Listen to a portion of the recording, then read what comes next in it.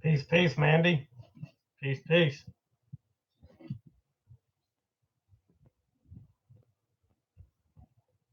Peace, Dan.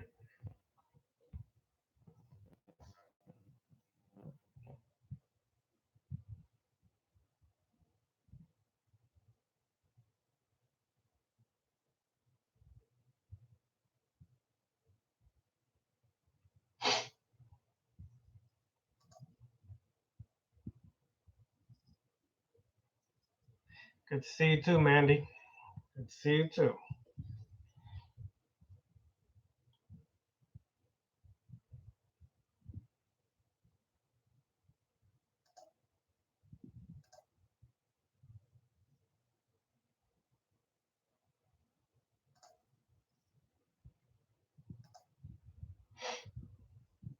Just waiting for a few more people to show up before we start. Chantel. Good old Chantel.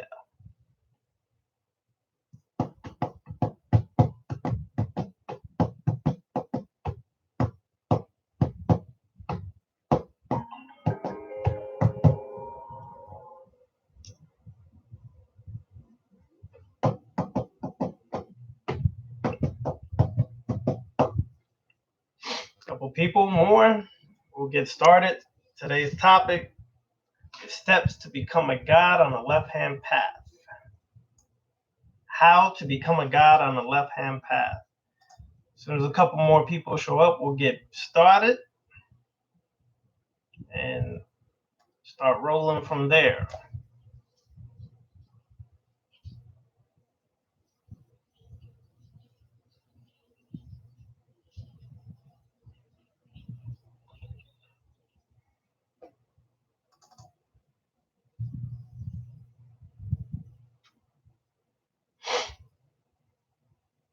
I'm also live on Instagram right now at the same time, so you might hear my phone going on and off sometimes.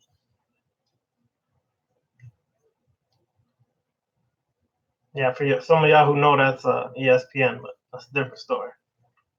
Different story, y'all. Different story.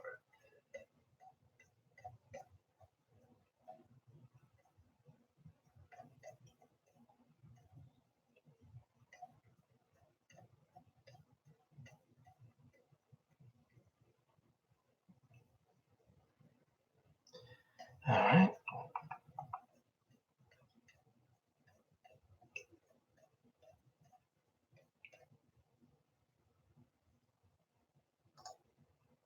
All right, let's get it popping. Peace, peace to everyone. Let's get it popping. As I said, today's topic is steps to become a god on the left-hand path, specifically dealing with the vampiric concept of godhood or being a god, which is essentially the most important aspect, in my opinion. Now, what is a god? First of all, before we go any further, let's make it plain and clear that this is not dealing with any aspect of monotheistic religions, be it Christianity, Islam, Judaism, things of that nature. What we're going to be dealing with is things on the left-hand path opposed to the right-hand path. The left-hand path is a philosophy. It is a philosophy on how to govern or live your life. It is not a religion. It is not a tradition. It is just a philosophy. Although people will take it, twist it, turn it, make it seem like it's a religion. The left-hand path is against religion. It's against systematic control. It's against control, mental control, all kinds of control of the individual. So we are anti-religious in the sense that we can see the mind control, the brainwashing, and the dependency that religion creates on individuals. The cornerstone of vampiric philosophy or left-hand path is simple. It begins with thinking like a majestic and noble ruler of the self. You are a ruler over yourself, meaning all of your actions are determined by the will or the choice you made prior to taking action. No one or no thing is doing that but you. Thus, it is about ruling over your life without making excuses, without pointing the finger externally. It's about ruling and governing your life. You are the sole creator of your existence. If you still believe in a god, gods, or goddesses, you can exit stage left or right, your choice. We're not dealing with the concepts of gods, goddesses, etc., etc. I've gone over that millions of times. Spirits are real. Gods are just metaphors or characteristics, attributes of who and what you can be or become. They are not real. Spirits can pass themselves off as gods, but gods and goddesses, in the sense of existing, are not real. Through experience, some of you will determine this. However, I'll repeat it again, they are not real. Okay? So we have to keep that in mind, because unfortunately, especially when it comes to our melanated people, we are conditioned to consistently and constantly believe in a god, gods, or goddesses. And what that does is that limits your own individual power to determine your existence, to determine your future, to determine your present day, to determine this moment to the next. The philosophy of the living vampire is an active mastery of one's own life, not the passive victim mentality lying within the hearts of most people who blindly stumble through life. It is an active mastery of one's own life. Not blaming, not playing the victim, not externalizing, making excuses for your failures. A god on the left-hand path takes responsibility not just for their success. That's easy to do. A god on the left-hand path takes responsibility as well for their failures. That is the hardest part for individuals to conceive, to understand, or to want to accept. You are responsible for your failures as well. When you're able to look at life in totality and not run from life, but look at life in totality, then you realize every action is your choice. Every consequence that came out of that action was something, as a God, that you took responsibility for. Whether that consequence was beneficial or detrimental, you take total responsibility for that consequence from the action that you took or partook in. The ruler of the self. The mentality ignites the vampire, or those on the left-hand path, the love and passion for life. Vampires, or those on the left-hand path, seek only the best and personal mastery of their finances, their mental and physical health, pleasure and success in any of their interests and endeavors. The true vampire will not waste energy with frivolous and wasteful behavior or individuals. They place their own physical and mental well-being as the top corporeal priority in their life. Again, let me stress this part again. The ruler of the self mentality ignites those on the left-hand path, or vampires. It ignites our love and passion for life. We seek only the best in personal mastery over our finances, our mental and physical health, our spiritual, our pleasure and success in any endeavors or interests that we may partake in.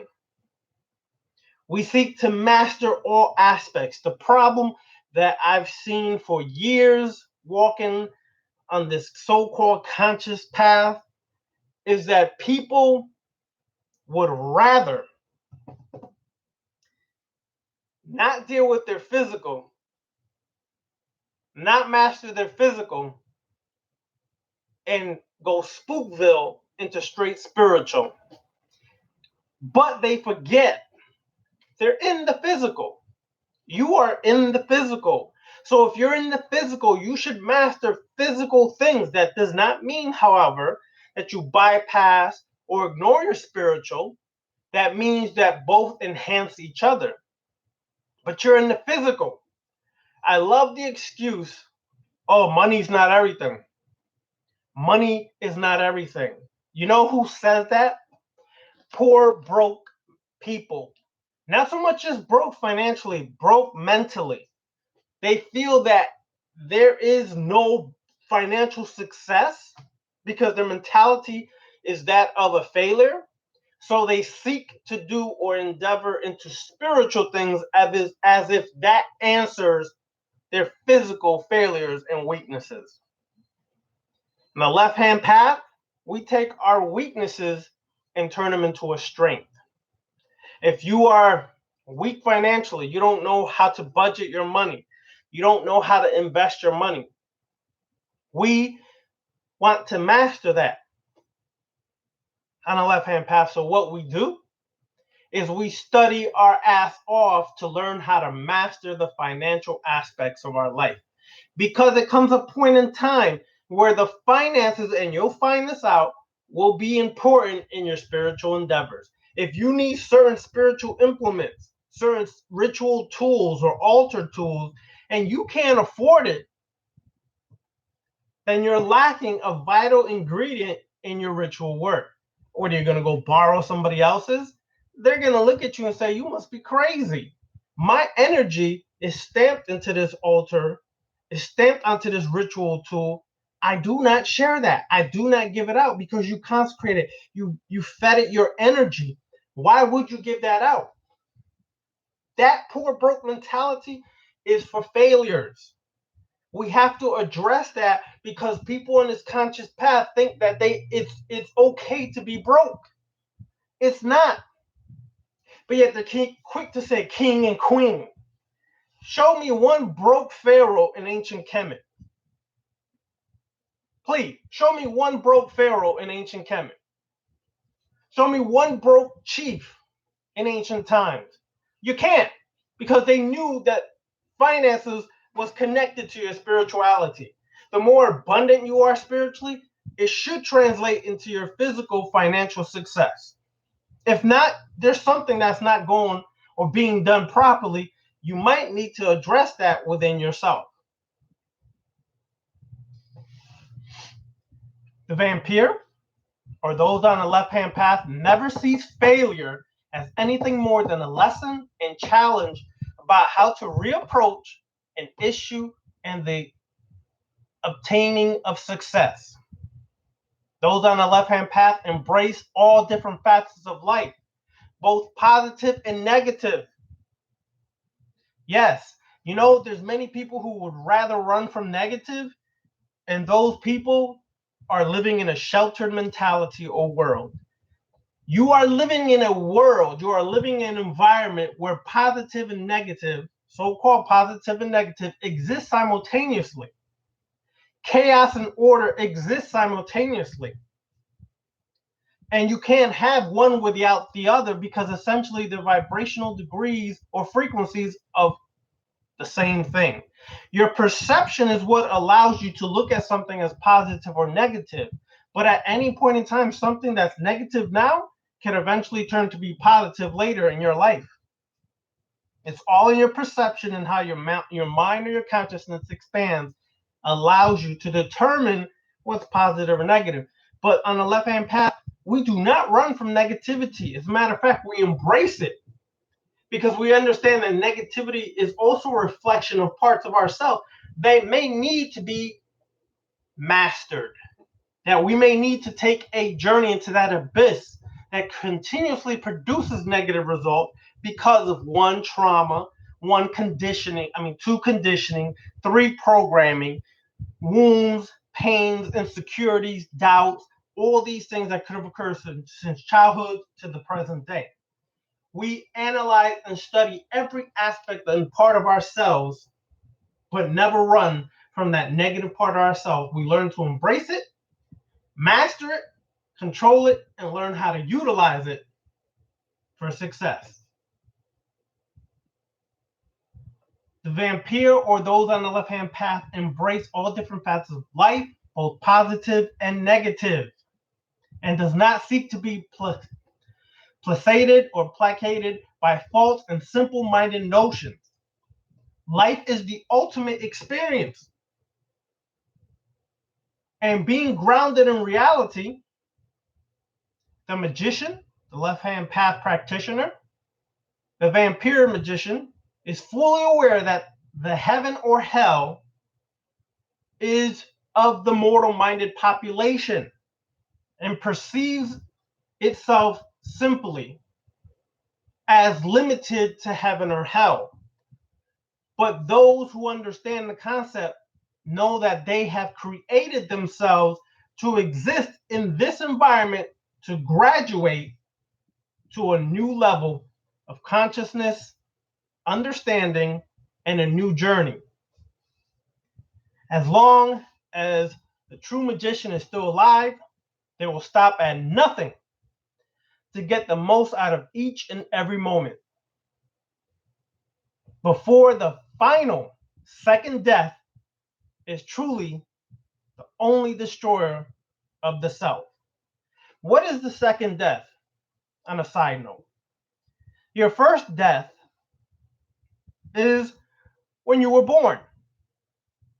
Now, people would say, well, what do you mean? I was born. I was born, so how can that be a death? It is a death. Because the minute you were born into this physical environment, you began to age, you began to die into your final death, the second death, which is the end of this physical body translating into the afterlife, etc., etc., etc. You have been dying since day one. The minute you took that first breath on this planet, you began to die. Oxygen slowly but surely begins to kill you. Yes, your friend, but it's also your enemy. Oh, but everything is so lovely. Nature and so profound. Everything is love. Listen, homeboy, homegirl. The reality is, if you understand the laws of nature, you understand that, yes, oxygen is needed to survive, but oxygen also has a way of destroying your body in time. That's the law of nature. Nature is not loving and Bambi and all these cute little toys and animals. That's what we have been taught to think. Nature has a dark side as well that is constantly destroying to bring about or recreate or bring something about again or a new thing. This is nature at its best. You, as a being in that part of nature, learn to work or master that part of nature so you as well can recreate or create a new part of yourself or all of yourself. The magician is extremely proud and graceful and displays deep love and pride in their heritage, ancestry, and family. Let me just throw that in there. It is nothing wrong to be extremely proud and graceful and have deep love and pride in your heritage, your ancestry, and your family. Embrace that part of yourself. But that does not mean, on a side note, that you do not question even your own ethnicity, nationality, and cultural norms that of the group you belong with. Some shit that we do in certain cultures is just dumb as shit. I don't give a damn if you can tell me a million times it's part of my culture. It's just a part. Listen, if it's stupid, it's stupid.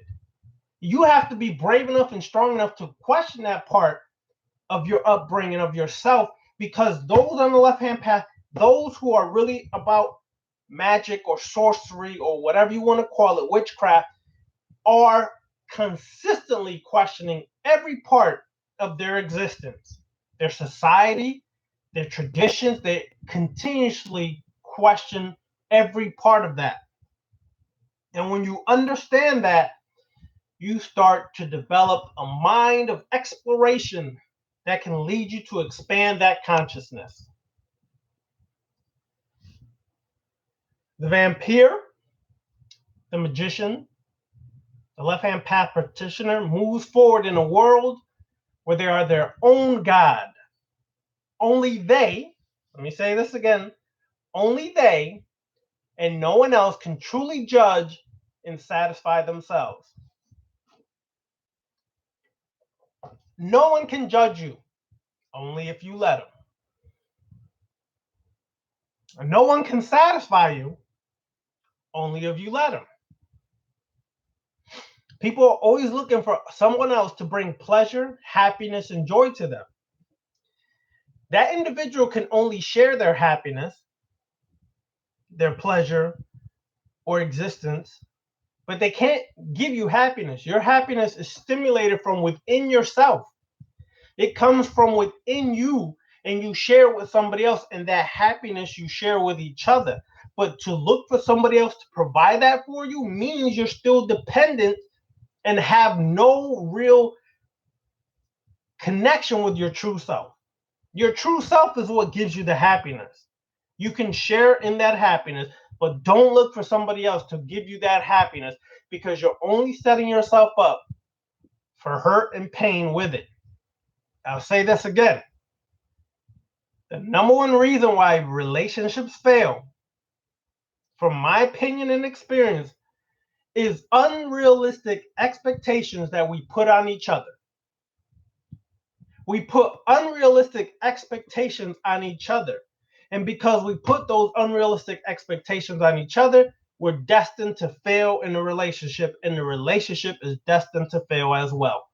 Stop doing it to each other. Stop it. Okay? You are your own God, and you are your own judge. Stop letting people judge you.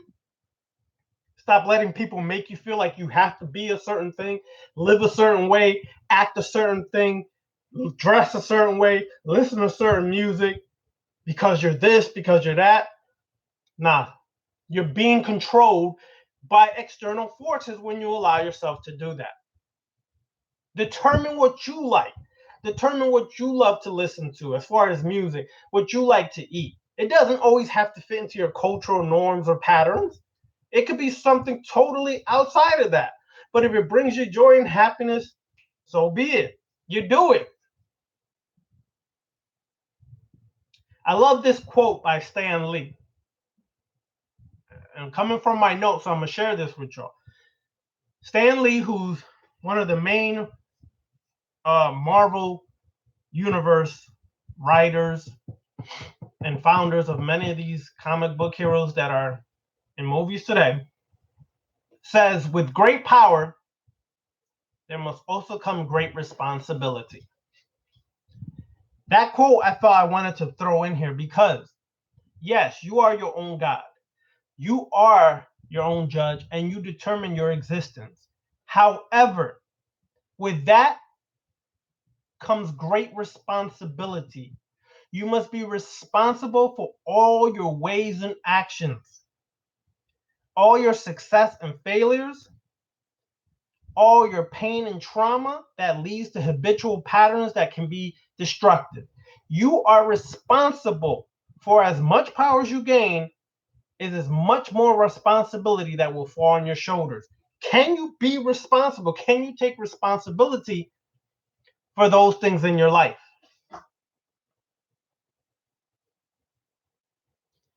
Another key point on how to be this God over yourself, how to be the God on the left-hand path, vampirism or magician or whatever the case it is you adhere to. We worship only the self. So do we refuse to destroy that self? No. No matter what mortal-minded mortality might prescribe, we worship only ourselves. There's nothing wrong to worship your very own existence. We don't worship gods, goddesses. We don't worship external things. You worship yourself as the being who decides your existence. You worship yourself. I know this may seem strange or a concept far from people, but you worship yourself. You know how difficult that is for some people. A lot of us may have inferiority complexes, still governs us. We have insecurity issues, still governs us. When you learn to face that on the left-hand path, you go into that abyss, into that darkness, and you learn to master those parts of yourself, then you really will understand what it's like to worship yourself. You understand your pain. You understand how that pain transformed you to greater heights. Pain can be very difficult to deal with, but pain can also be a powerful catalyst to transform you to greater heights. A lot of people may not understand that, but the reality, it can transform you to greater heights.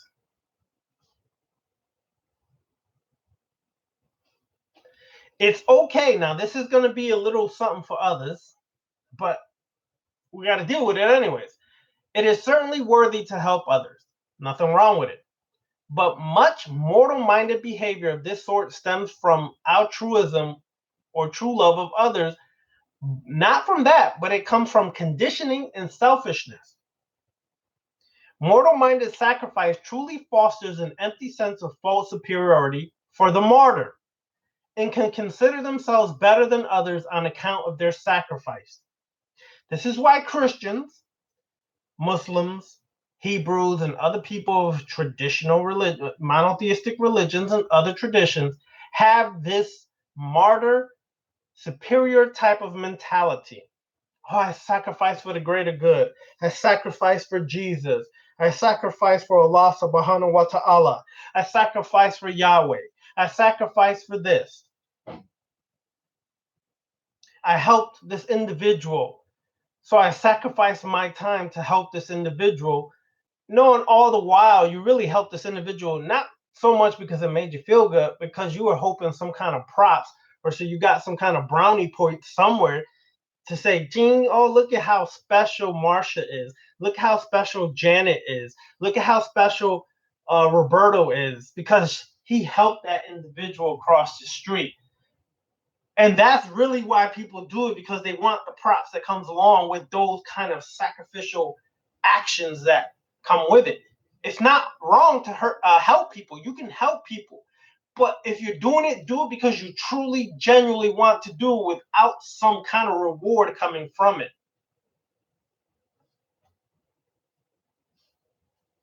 However, when not true superiority consists of taking pride in oneself, instead of throwing one's life or livelihood away in a dramatic gesture, would it not be much better and wiser to live thoughtfully, respectfully, completely, and in a manner that benefits the self? Thus, does one show respect to others as well as love of the self?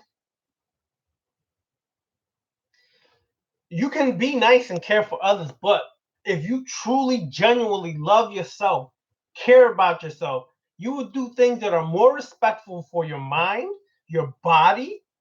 You would take actions that are more respectful of yourself. You would do all these things in a manner that is consistently, continually benefiting yourself. If you have a little weight issue, you would be in the gym consistently trying to improve your weight issue. You wouldn't make excuses and say, oh, it's just my genes because I'm big bone. No, sorry. Your ass just likes to eat ho-hos and Twinkies and shit like that. Cut it out. You don't have willpower. You don't have control over the self. Yes, you do. And this is the part we're going to get to about this, because this part of this lecture, this is the part that I'm going to get to that is the most important part of this discussion. The most important part. All right? To awaken the dragon, which is that true self, means to rise up and make communion with the divine self. You need to realize that you are only an observer sitting on the throne of your dragon. Thus, your experience is personal to you, and moreover, does not determine your true self. Your body, home, belongings, pets, jobs, writings, and so on are not you. They are only a part of your physical possessions, of your own personal obsessions or possessions that you need or feel you have to have. They are not the true self and are separate and distinct. To be immortal minded, you must begin from the perspective of the dragon. As a very simple exercise, and I want y'all to do this. If you're on here on Instagram or you're in here, I want y'all to do this and follow along. All right? It's a simple exercise, but it's one that is very good. Close your eyes for a moment. First of all, before you close your eyes, take a deep breath. Inhale deeply and exhale deeply. Now close your eyes for a moment and think of something important to you. It could be whatever, a book, a treasured memento, something. Just think about it. Try to visualize it as clearly as you can.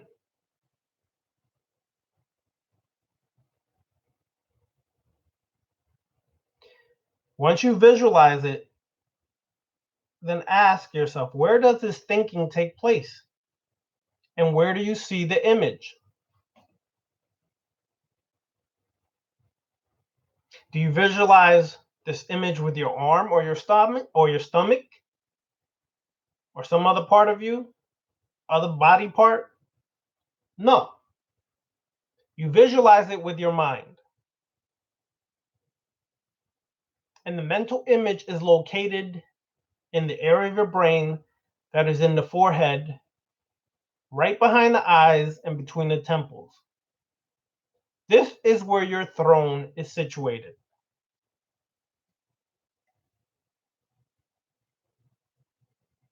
Now, as you're visualizing that, how detailed were you in your visualization? Could you smell it if it was food that you visualized? Could you hear it if it was a certain song that you were visualizing dancing or moving to? If it was an object, could you see it? How clearly could you see it? If it was a favorite pair of pants, could you see the stitching on the pants? The more detailed you are, the stronger your visualization and imagination becomes, the more effective your rituals will become. The Magus, Aleister Crowley, said that magic is the art and science of causing change in accordance with the will. The majority of the mortal-minded eschew magic because their will is not forged to produce change. Their desire is mundane and lukewarm. Desire is directed fire that fuels intent and will. Thus, for the vampire sorcerer, the magician, the left-hand path practitioner, the desire and will to achieve their birthright as magicians and sculptors of change has to be strong. So strong that if this desire is unmet or unreached, it can actually cause you emotional or physical pain. That's when you know your desire is very strong. And another quote by Ayn Rand: I am, I think, I will. What must I say besides these are the words, this is the answer? Again, those three words are and practice. I use these 3 words every day.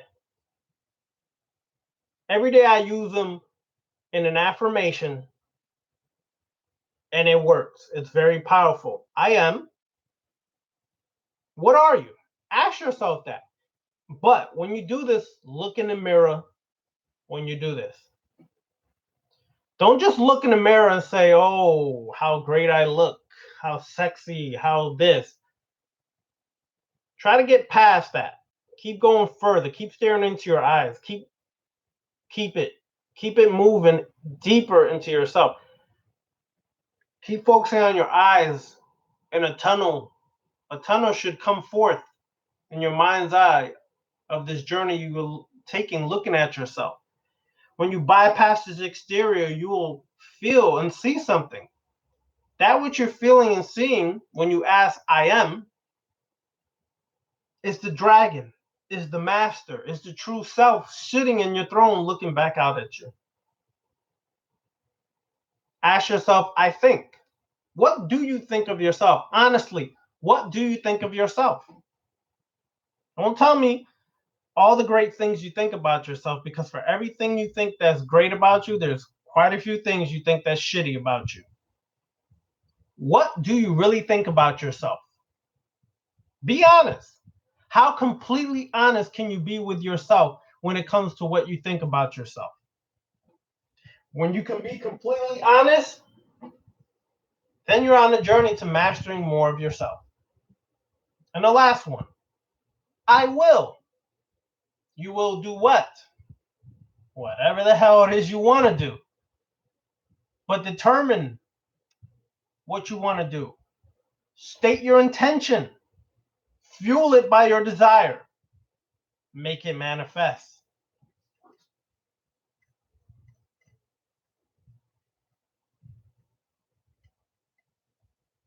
Now, as a God, to take total responsibility as a God on the left-hand path, you first have to realize a difficult thing.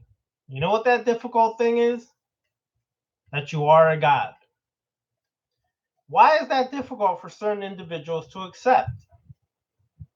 It's difficult because you've been taught that you must summon Jesus, you must summon God, Allah, Yahweh, or someone or something to do it for you.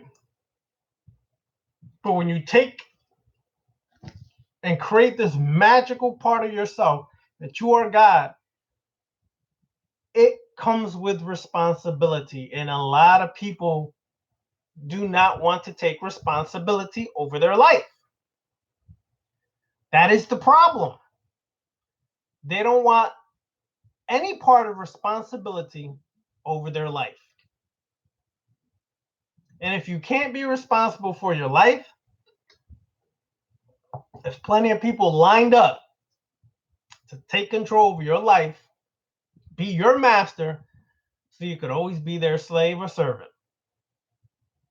So one day you're going to have to man up, woman up, and take control of your life as the God who controls every aspect of their life. You're going to have to man up or woman up about blaming other people. Why is this important? As you continue to journey on the left-hand path, as you continue to journey on the vampire sorcery, vampire magic, as the coven comes more into shape and form that we're working on, you're going to have to take more responsibility over yourself than ever before. You're going to have to not make excuses for your failures than ever before. And you're going to have to know that nothing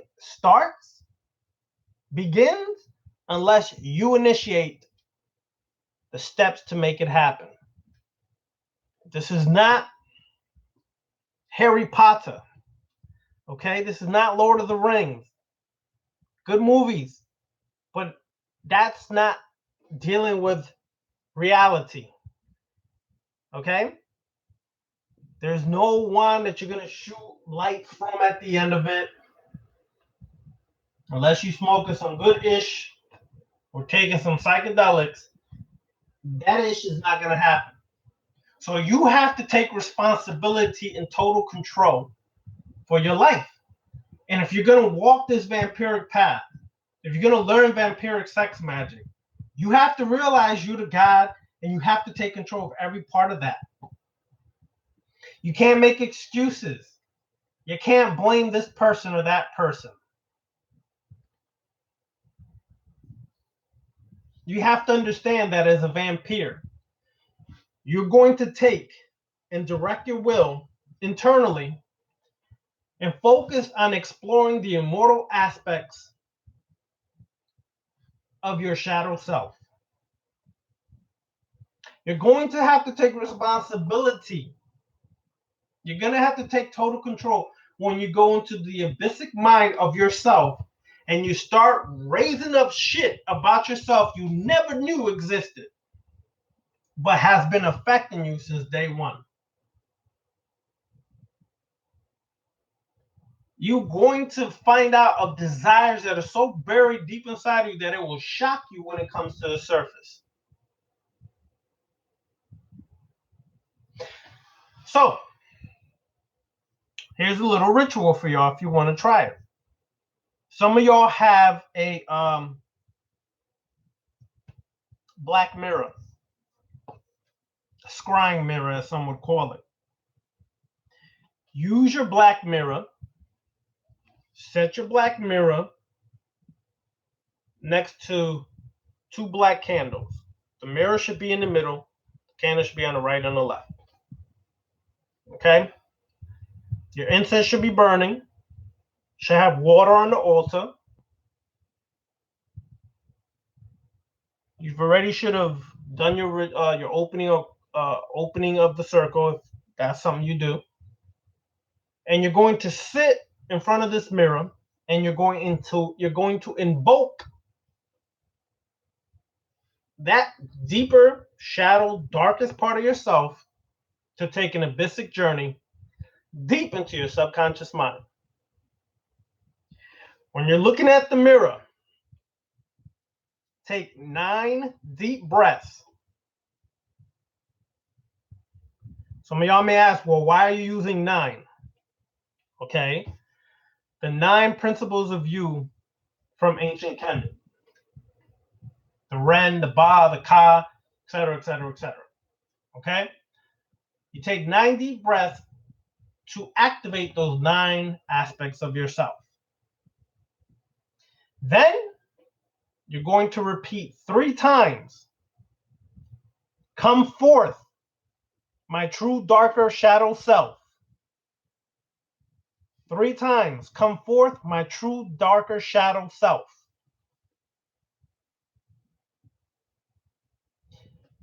Take your time, though. Don't rush through the 3. I'm doing it quicker here because we're got to get to the question portion of this part. But take your time asking these questions. You don't have to ask them back to back. Space them out, a few minutes in between, however long. Each time you say it, take in a deep breath and exhale. And keep staring at the scrying mirror, the black mirror, as you're saying it. Keep looking in there. If it helps, visualize yourself going into the mirror. The mirror is a reflection of traveling into your subconscious mind. Say that 3 times. By the time you get to the end, whatever, and I mean whatever comes forth, write it down in your grimoire, write it down in your journal, write it down in your shadow book, write it. Then meditate. Meditate. People are so busy doing the ritual that they forget to meditate afterwards, to really tap in and hear what the true self is coming forth and revealing, what the darker shadow self is trying to reveal. Meditate, because there may be more information that comes up. Write it down. Then do what you do, close the circle how you close it. Leave the room. The next day, go back after you wake up, okay? After you get ready for your day, if you had any dreams, add it to that journal or wherever you store this information. And then read the whole thing and see what is being revealed to you. It's almost like a piece of the puzzle is starting to come together. Don't do this ritual just once and expect amazing results. That's unrealistic expectations, like we said earlier. Do this ritual multiple times. And for some of y'all, don't be afraid. If you're afraid of yourself, I don't know what to say. You should not be afraid of yourself because this is all coming from yourself. All right? Try that. See how it works. See the parts of yourself that come up that don't allow you to have mastery and rulership over yourself, that keep stopping you from being a god over yourself. Deal with every part that comes up.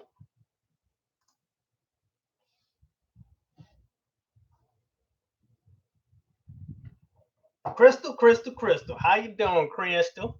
From Joyzy. Good at Joyzy. Let me stop. All right.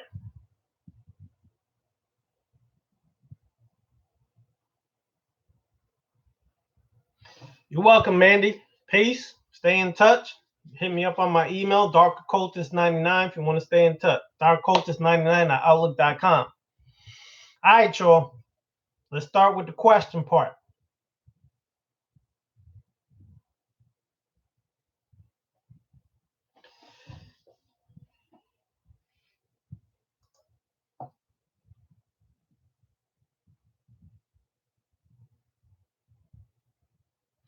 Actually, shamanic mystic, it's not something that's made up. There's actually an aspect of draconian magic.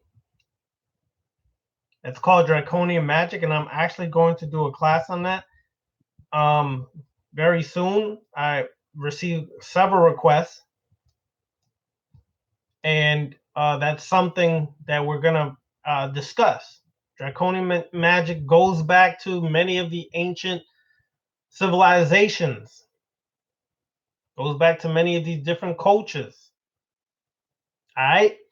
Because if you go into a lot of ancient civilizations, like, for example, Sumeria, you had Tiamat, the dragoness, who comes from the abyss.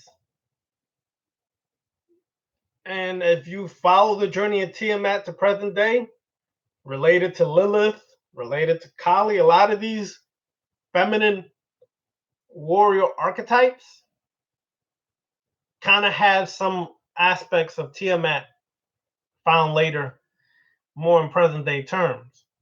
Okay? So we will be dealing with that.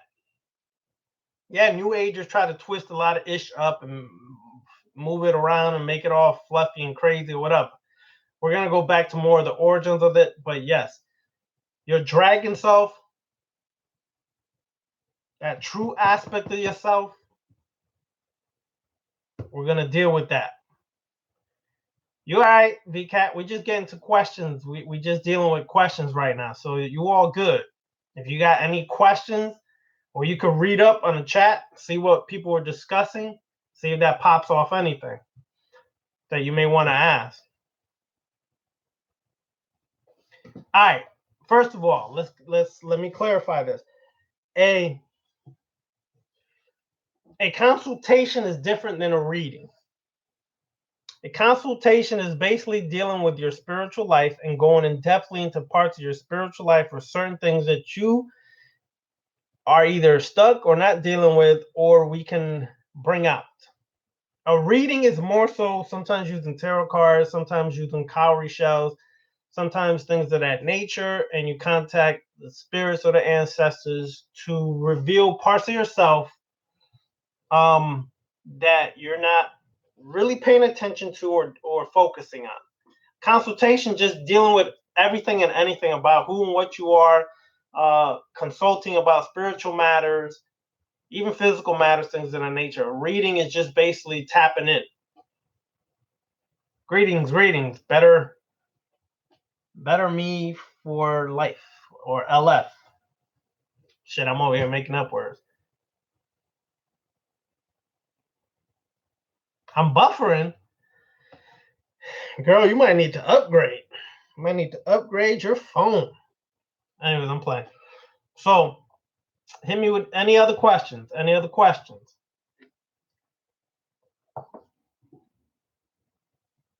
Hit me with any questions, y'all.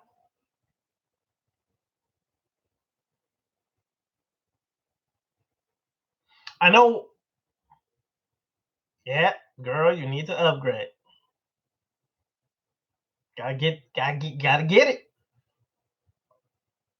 Yes, I do consultations and readings. You just have to specify which one. I don't charge for classes. I don't charge for anything like that. The only thing I charge for is consultations and readings. And if you want one of those, you hit me up in a private message on my email, and we'll set it up through Skype or some other means to do that. That's the only thing I ever charge for. Anything else? No. Now, girl, you said, can I paint a mirror black? You could paint it, but are you going to be able to see yourself? See, that's the problem. You get a scrying mirror, yes, it's dark. You'll see a subtle reflection of yourself, but it's not an intense reflection, but it's subtle enough to help you tap into your subconscious mind. I would suggest getting a black scrying mirror to utilize for this journey into the shadow self, okay, to the abyssic self. Now, I have to tell you all this. Now, when you tap, and I said this, I think, in 4 videos ago, when you tap into your abyssic self, you go deep into your subconscious, you're entering the gate of Death, or Da'ath, okay, or Da'ath, which is the Kabbalah, the tree of the Kabbalah, which is dealing with the dark side of the Kabbalah. And that has a gateway where you're tapping into the abyssic part of your mind, where there could be elementals that you self-created, they're unaware, that are sitting there feeding off of you. That may shock you, so I'm just telling you, be prepared. Because some of these monsters and these demons you see in your dreams are not external all the time. They're coming straight from your mind, and you created them years ago based upon issues, problems, drama, trauma, okay? And they feed off your fears, they feed off your desires, they feed off your insecurities, they feed off all this shit. When you tap into that abyssic mind, that subconscious, deep part of your subconscious, you may encounter that. Don't be afraid. You're the master. You created them so you could destroy them. So do not let anything or any shape, form, or fashion try to control or rule you when you're on this journey. You are the God. This is why we go over this, because when you start going into the astral plane, and you start to astral project, okay, you start to travel deeper into your subconscious mind, you're going to meet tricksters. Your own tricksters you created, or spirits that are trying to trick you. You have to remember, you're the master and the God in control. So long as you constantly, constantly remember that and keep affirming that, nothing can control you or try to manipulate you unless you let them. You are the God they bow down to. Okay? I have to give that warning because these things have and can pop up. I dealt with some individuals, gave them some rituals, and some crazy ish popped up. Okay? We had to deal with that. You don't understand that some of that shit is buried so deep inside of you that when you keep journeying further and deeper in, it might shock you. You might be so shocked that you find out you get turned on by elephant toes. I'm just saying. I'm just saying. You might like elephant toes. What would you do if you like elephant toes, y'all? And you find out that shit turns your ass on. You keep wondering, well, damn, I just feel like I have to go to a zoo and pet an elephant. You don't understand. We have some crazy ish deep down inside, and no, that shit is not my shit. I'm just telling you the shit I've heard people say before is crazy. Okay? Not crazy as in judging you as you're crazy. It's just a little out there like you like, whoa. Did you really want me to hear that? You understand? You might like this stuff, but can you be real with yourself? And once you encounter that part of yourself, you take ownership. You embrace that part of yourself. I wouldn't suggest running around humping elephants. That's not what I'm telling you. I'm just saying you embrace that shit and understand it so you have more control of it. But you also learn how to feed it without putting yourself in danger and breaking laws and all kinds of shit. The problem with a lot of people is they have a lot of buried shit inside of them and they don't know how to feed it. So it becomes something that is repressed, something that is resisted. And you know that old saying, whatever you resist will persist. The stronger you resist it, the stronger it will persist and it will come out in very adverse ways to your existence. It can be detrimental sometimes to your existence. Deal with it. Deal with it. Don't be scared of it. All right? This is what leads people. Anyways, I'm just saying, this is shit that deals with. Yeah. My brother Domingo said, some of y'all got bones, not just in your closet. Some of y'all got bones so deeply in your subconscious mind, that shit effing y'all up every day. Okay? Because of conditioning and programming, it also doesn't allow you to be able to express yourself or partake in certain things. Like, I'll give you an example. I have discussions with people about this every day. Relationship discussions. And I'm going to say it again, like I said earlier in the video. Number one reason that relationships, in my opinion, through my experience, relationships fail is unrealistic expectations. You put unrealistic expectations on each other as if people, you really expect this person to live up to your unrealistic crap. You're a human being. As a vampire, we embrace our desires. We embrace our pleasures that we want to partake in. We don't shun them. We don't hide them. We don't run from them. If you're in a relationship as a male or female, okay, and you're happy in your relationship, you love each other, but you still find yourself desiring someone else sometimes, that's some ish y'all should be able to discuss between each other on the real to real.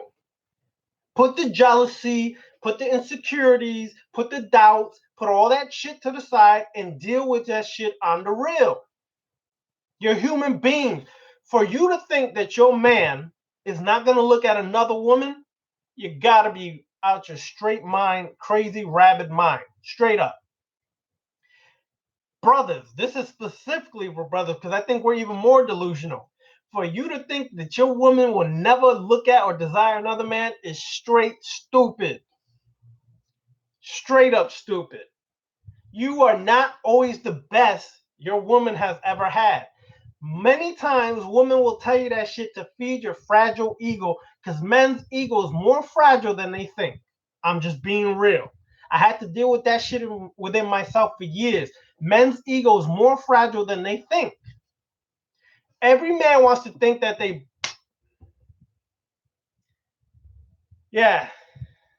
every man wants to freaking think they did everything amazing to you. Like they the only brother that could do this shit on the planet.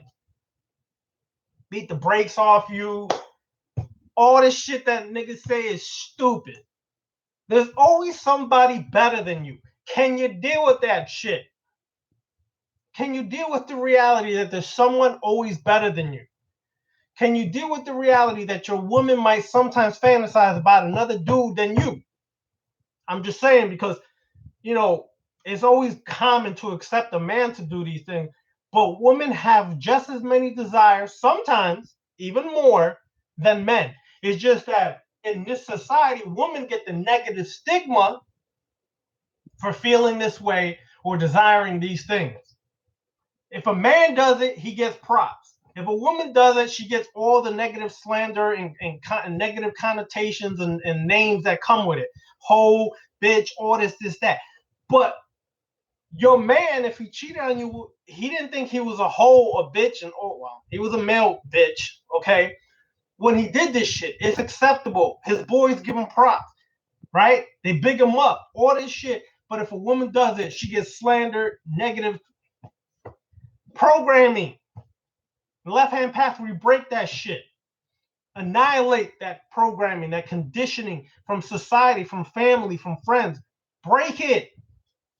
Annihilate it, destroy it, because you'll never be happy if you keep trying to live under somebody else's morality, somebody else's conditioning.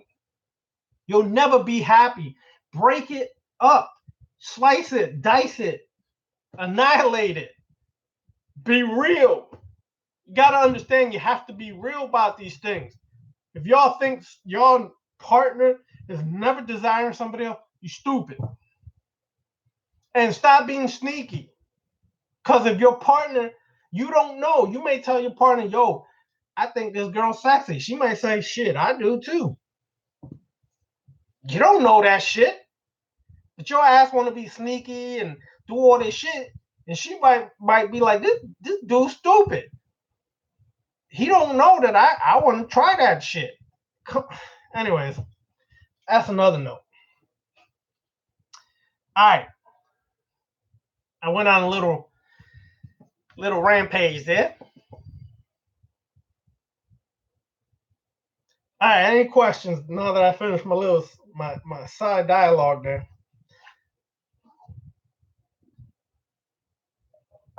True. Better me, it is always done to control women. And I can tell y'all, it's not an opinion. If y'all research it, is because the power of the woman. I'm gonna just say this: if you ain't a real masculine warrior energy, women have the power to enslave men. You may say, nah, nigga, not me. Listen, nigga, if your ass is running 3 hours, 4 hours, taking a plane trip to go visit a female, your ass can be possibly a slave. She ain't coming to see you. You flying across country to see her. Many times that's the way it rolls. We do everything for women many a times, y'all, and don't even realize it. Because we think we hardcore, we a man, yo, I got a girl in this city, that city. She ain't paying your ass, you're paying her ass. Remember that. Okay? The power of the female can enslave men.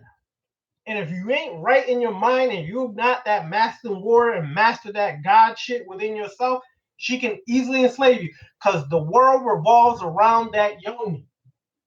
If you know what yoni is, it's called the vagina. Now you could say, yeah, but what about if the guy's gay? Well, he still likes a feminine type of man.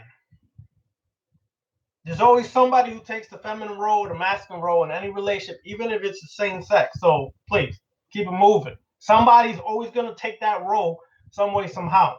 I don't care if they're two thug niggas. Somebody's still going to take that role. Somebody going to be taken. Somebody going to be given. All right? So, okay. How do you work with a demon or daemon as a mentor? All right. Well,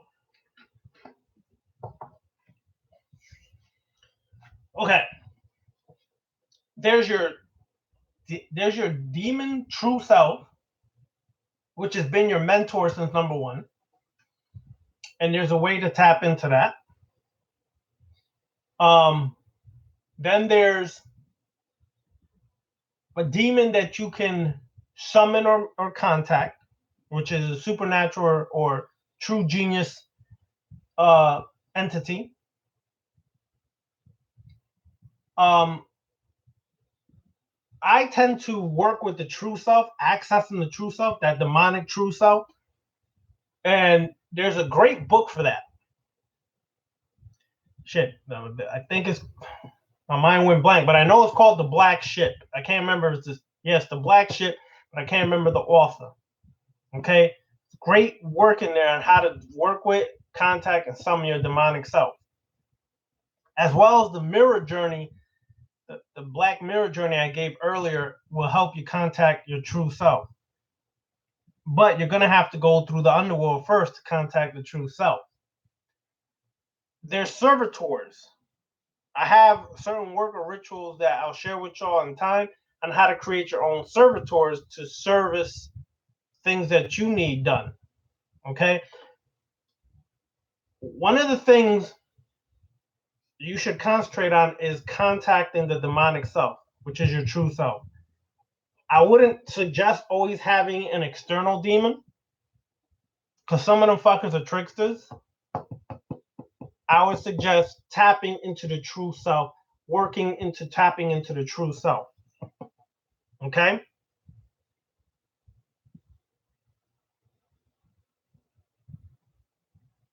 Yes, Love Mifro. It's called The Black Ship by Malthus. There you go. I knew somebody would remember in the chat room. Get it. It's called The Black Ship by Malthus. Malphas. Check it out. It's on, for y'all who don't know, go to Scribd, Scribd, Scribd.com. They have it on there. Check it out. The book is excellent. It has many perfect rituals and practices to tap into your true demonic self. That's your true mentor. Okay? That demonic self, that supernatural genius self, stems from the black hole and gave birth to you into the physical. But that's who really is tapping and trying to connect to your distracted or your conscious mind, which is distracted easily by external things. Okay? So what does, when you do ritual, sometimes the demonic self will utilize the dream state or meditative state to make contact. Why? Because the conscious mind is the aware mind, but it's also the bullshit mind. And I'm going to tell you what I mean by that. The conscious mind is distracted by so much shit, external things going on here, there. And sometimes the demonic self will utilize your dream state because your conscious mind is more asleep in your dream state, and your subconscious mind is the ruler or more awake at that time. So the true self, or demonic self, makes contact and sends messages through the dream state to you. The problem is many of us have gotten so disconnected from dreams and the symbolism dreams mean that we are not clearly tapping into what the messages are. When you dream, many of the dreams, much of your dream, 90% of your dream is about you. Even if you see somebody else that you know in real life, in that dream, the dream is not so much about that person. That person is representing a certain archetype in your life. Let's say you have daddy issues, okay? In your dream, there's a person who manifests in your dream as a daddy or as a person you knew who was the actual father, but who was a good father. And that person is manifesting in your dream. And in your dream, you're making communication with this person. But what it may be really telling you is you might have to repair that daddy issue or daddy problem with your real father. That person is just an archetype of what the ideal father is to you in your mind.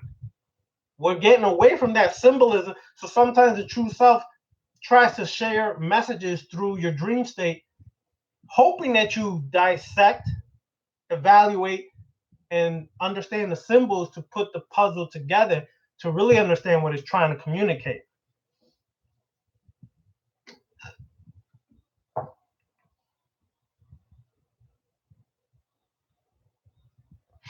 Well, girl, that is how the dream state works. I'm going to say this. Y'all do realize that the person I'm communicating with, y'all right now in the chat room, right now, is one out of many yous. You do realize that we are existing in multiverses simultaneously right now. I'm only communicating to the one in this dimension, in this existence right now. Woo! All right, I'm gonna get to Love Ski. Reminds me of old rap name.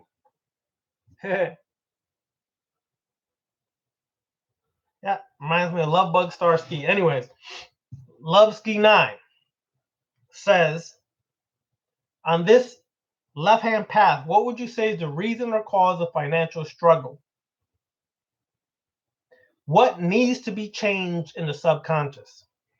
Okay, first of all, on the left-hand path, we have to first take inventory. What I mean is take an inventory of what your belief is about money. Is it attainable or is it something distant? Is it a symbol or is it something real that you can actually manifest? Are you honest enough with yourself to say, I have a broke mentality? What does that mean? It means you lack the vision. Not you, I'm just talking to everybody in general. That you may lack the vision or the steps how to manifest better finances. You may not be educated enough on finances. So you have to take inventory of what your belief is about finances first and foremost. Two, when you're taking that inventory, you may find out you have a weak or negative thought process when it comes to finances. Unfortunately, especially in our melanated community, a lot of us have never been taught finances. We haven't. All we've been taught is to is to work, save money, to spend money on frivolous or material things that are just temporary, by the way. Because what I mean by that, you can have a nice flat screen TV, 55-inch Samsung, 4K UHD. Yes, I'm just saying. And it only lasts 5 years. It's temporary. Or do you take that, let's say you drop $3,000 on a TV like that, or do you take that $3,000 and invest it in stocks, the money market, something? So one of the reasons why a lot of us may not be able to manifest financial things and we struggle is because in your subconscious mind, you have a certain belief system about finances already. Some of it was stored there from your program from childhood, how your parents viewed it, the way you heard them speak about money, the stress and the emotions they put into being not able to pay the rent or whatever the case may be, programmed you to have on some level kind of fear of money or to accept failure when it comes to money. So yes, it is programming your subconscious mind, which is why this journey on the left-hand path, the majority of this journey is going to be dealing with your subconscious mind and reprogramming and deconditioning your belief system about anything when it comes to finances. I don't care what it is. When it comes to finances, you have to address every belief you have about money. Do you think it's attainable? Do you have an abundant mentality or a broke mentality? Do you feel that you can master how to invest your money? Do you have a creative mind? And if you do you invest in yourself or you invest your money in other people? Meaning, some of y'all may be technological wizards, okay? And right now, y'all could have been inventing or creating the next platform that could take out all these present day platforms. But instead of believing in yourself, you don't harness that energy, that creative part of yourself to actually develop it. So it just sits here in your mind. If that's the case, then you have to ask yourself, well, what is it that I don't believe in myself enough to invest in myself to produce the next platform that's going to change the way social media or anything else works. Exactly. Fear of success. Many of us have fear of success. Don't even realize that it's been sitting there since you were a child. But you have to take an inward journey and deal with that aspect of yourself. Tap into your subconscious, whether it's finances, it could be failure in relationships. Why do you fail in relationships? That's another thing that people have a lot, failure in relationships. Why do I seem like to never find the right person? Well, it could be your mental frequency and vibration. What you're putting out is what you're receiving. Yeah, but I don't think like that by myself. You consciously don't think like that. Your subconscious, however, is putting something else out. And your subconscious is really trying to determine and program your external existence and what you attract, not so much your conscious mind.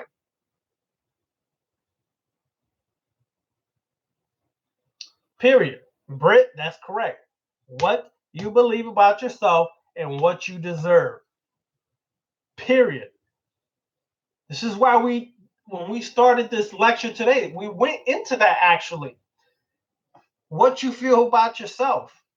Are you a master over self? Do you believe that you have the power to be a God over self? Or do you feel that you still have to externalize and give your power to others? That all is the main part of this left-hand path journey is to tap into your subconscious mind and deal with the bullshit about yourself. Because when you deal with that and you learn to master those weaknesses, take some of those weaknesses and make them into a strength, and then take your strengths and make them even stronger. What can you do? And what can you become? There's no limit other than what you put on yourself at that moment. You can reach greater heights than you could ever imagine, but you have to deal with yourself. You know, I know y'all do see this. You go onto social media, you go into Facebook, Instagram, and all this, and all this external bullshit. Like, I'll give you an example, y'all. Yesterday was July 4th. We all know that shit.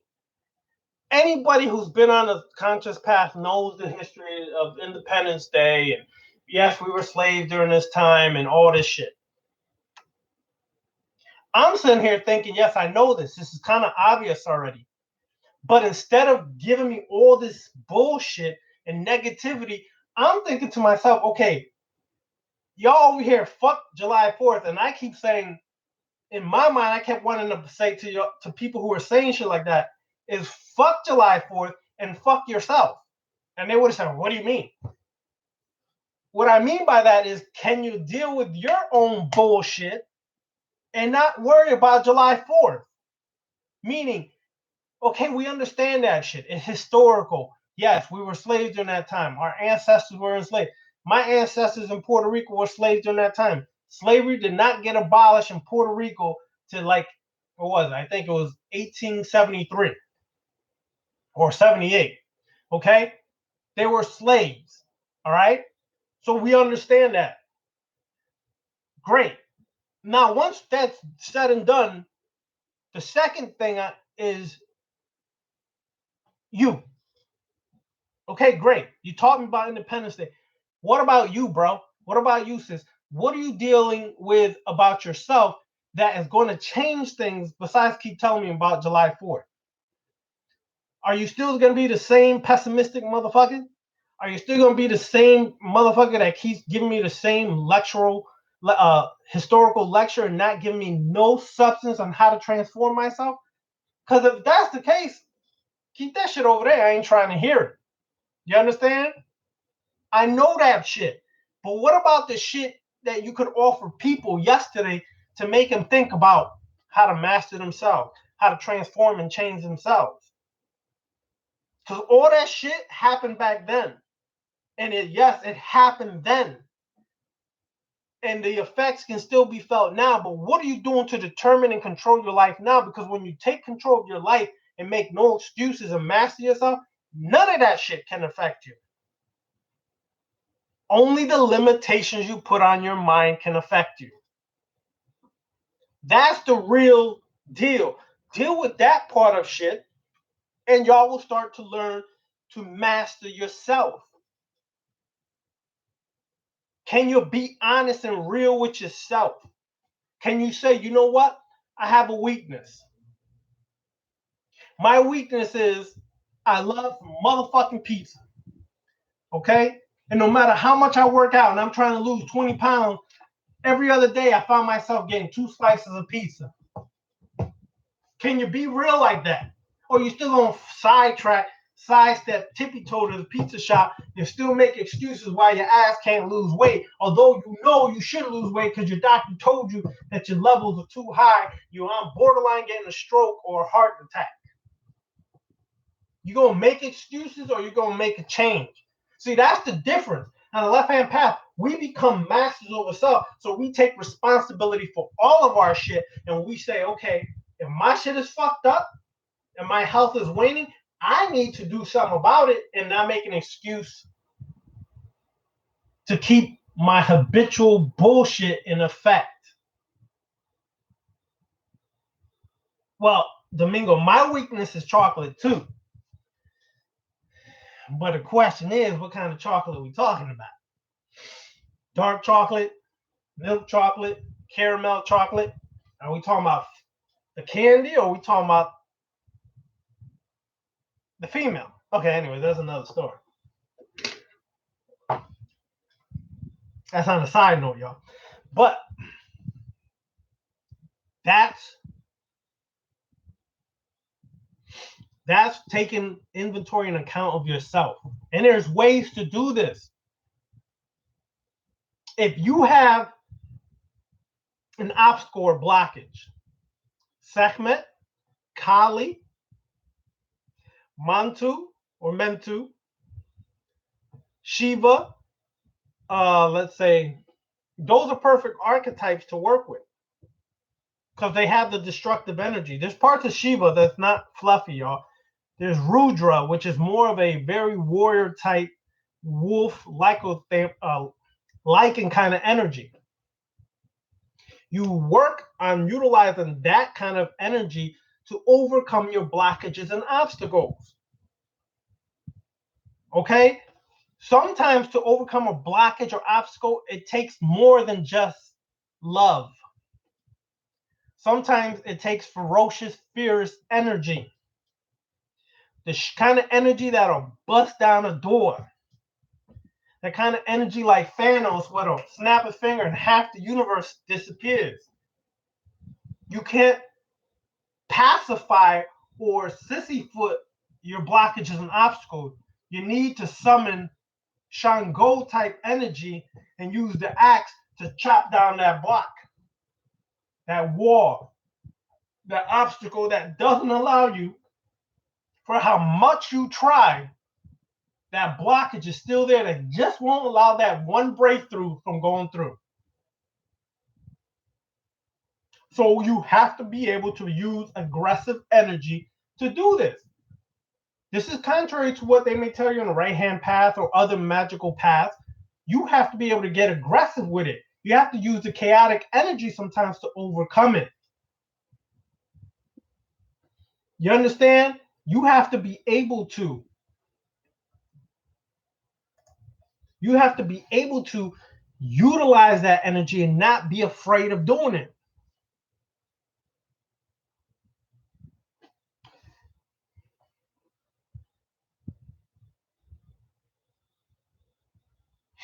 Kay Edwards, that's a good motherfucking statement and question. He states that he's always looked at ganja, that good old ganja, as good, but after searching himself, he's now wondering if he controls the ganja or the ganja controls him.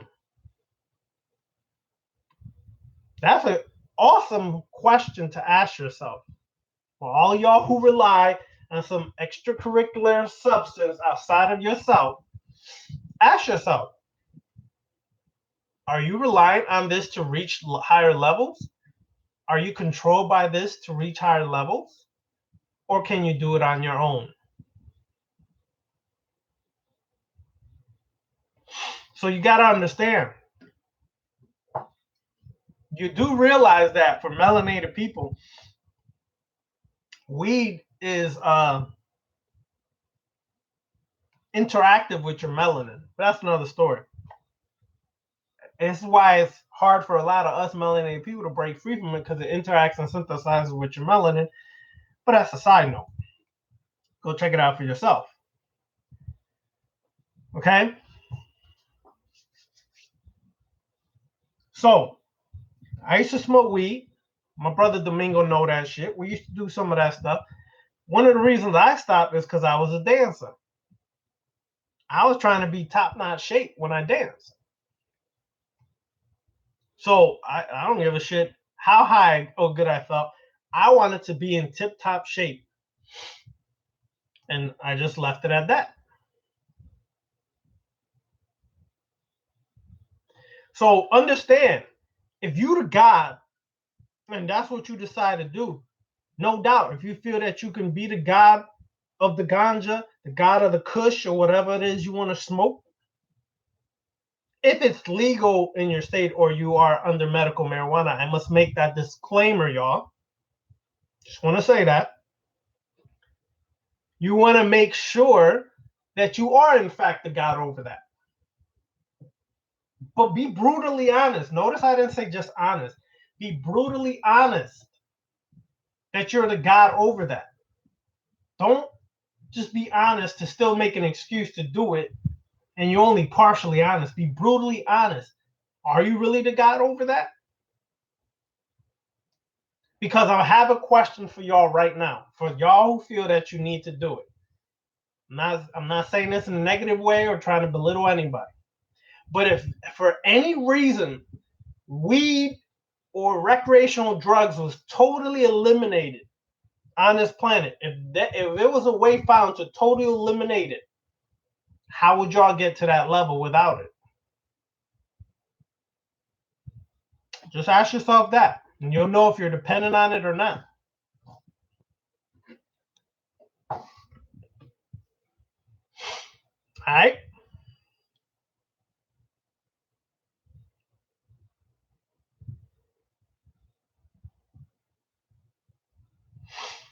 Girl, bye. That's up to you if you want to get back into it. Just like I said, can you get there without the aid of an extracurricular substance?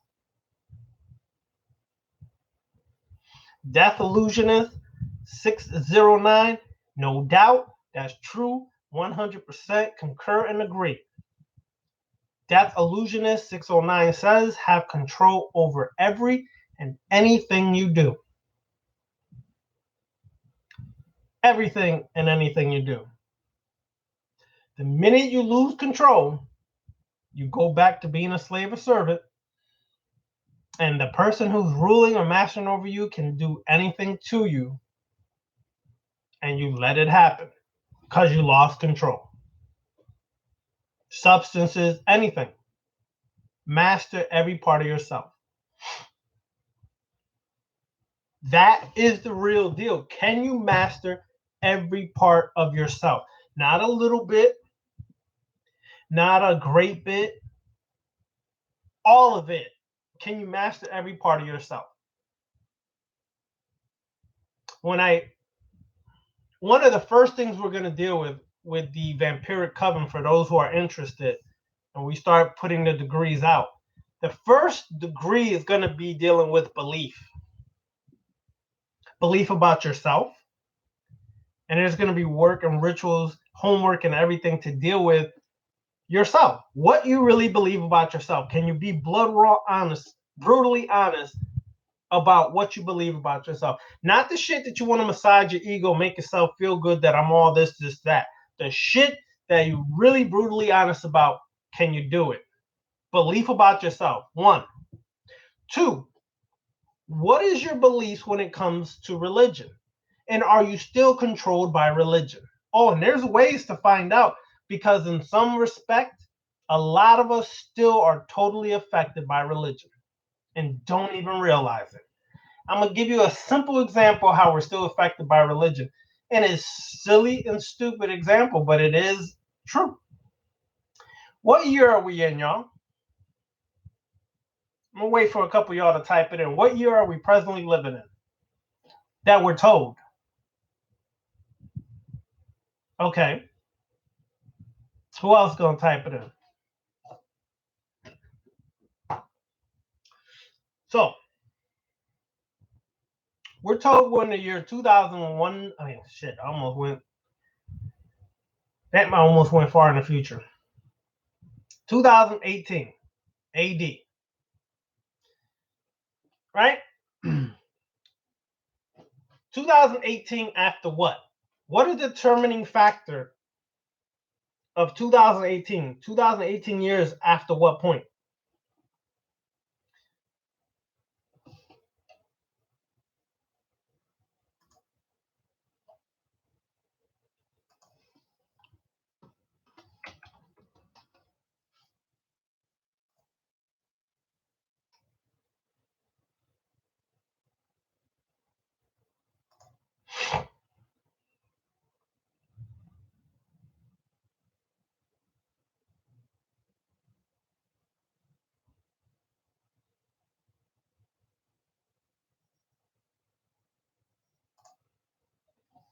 Right. They say after Christ, that's which is not totally true, but it deals with a figure, a religious figure in the past. Some way, shape, form, or fashion deals with some kind of idea about religion. So you understand that even now we're still affected by religion and don't even realize it. And if you do realize it, what are we doing to change it? Do you understand? That's how easy it is to still be manipulated or controlled by religion. You do this all the time when you go to work and you apply to a new job. What is your birthday? You go to the doctor. What is your birthday? You're determined in a lot of these statistics by your birthday. This is how they control people. This is how they control people, y'all. Religion controls every facet in our society, which on the left-hand path, why I keep stressing this, is why it's important to break religious programming, because it literally controls every facet of your society. Some way, shape, form, or fashion, there's always some concept of God being promoted. I don't care if you're watching, listen. Have y'all closely watched or listened to Marvel Universe and some of these superhero movies? And even then, they will still, or someone in there, even a superhero themselves will still profess they believe in God.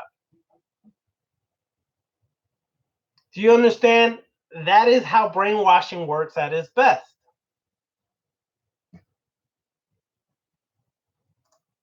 It is an ultimate system of control. I don't know what happened, but this chat room just totally went down, y'all. So if y'all typing in and stuff, I cannot see y'all. Okay, there it is. It just popped up. I guess I was buffering too because I lost all these things y'all typed in. All right. Anyways, any other questions?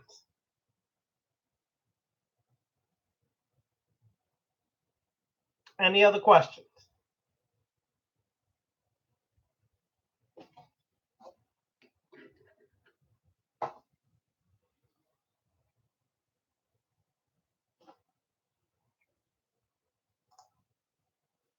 I'll wait because I know that the video started buffering on some of y'all. So, any other questions, comments, concerns? I think some people got dropped out of the chat room when the video decided to buffer. Maybe there's too much heat. I don't know. Whatever.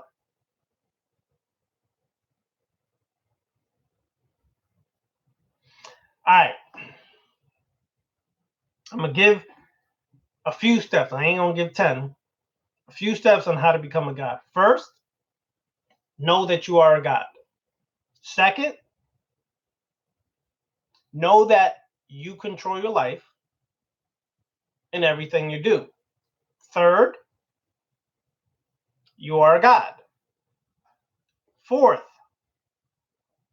go against the grain of what you've been programmed or conditioned to do. Fifth, question every part of yourself.